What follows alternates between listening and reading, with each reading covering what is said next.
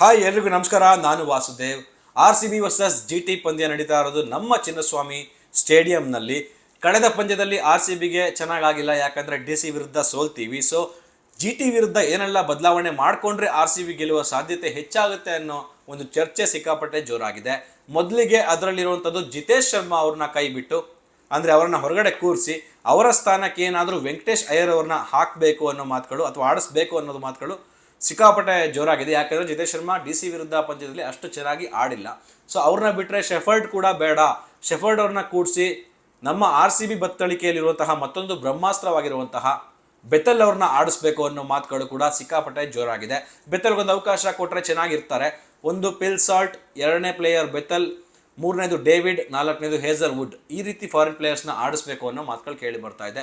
ಇದ್ರ ಜೊತೆಗೆ ಏನಾದರೂ ಮೂರೇ ಫಾರಿನ್ ಪ್ಲೇಯರ್ಸ್ ಜೊತೆಗೆ RCB ಕಣಕ್ಕೆ ಇಳಿದು ಬ್ಯಾಟಿಂಗ್ ಲೈನಪ್ ಚೆನ್ನಾಗಾದರೆ 250+ ಆದರೆ ಆ ಜಾಗಕ್ಕೆ ಒಂದು 3 ಪ್ಲೇಯರ್ನ ಬಿಟ್ಟು ಲಾಸ್ಟಲ್ಲಿ ಡಫಿ ಮತ್ತು ಹೇಸಲ್ವುಡ್ನ ಆಡಿಸಿದ್ರೆ ಬೌಲಿಂಗ್ ಲೈನಪ್ ಚೆನ್ನಾಗಿರುತ್ತೆ ಅಂತ ಹೇಳ್ತಾ ಇದೆ. ನಾಳೆ GT ವಿರುದ್ಧ RCB ಗೆಲ್ಲಬೇಕು ಅಂದರೆ ಯಾವೆಲ್ಲ ಬದಲಾವಣೆ ಮಾಡಿಕೊಂಡ್ರೆ ಗೆಲ್ಲುತ್ತೆ ಅನ್ನೋದು ನಿಮ್ಗನ್ಸುತ್ತೆ ಅನ್ನೋದನ್ನ ಕಮೆಂಟ್ ಮಾಡಿ ತಿಳಿಸಿ.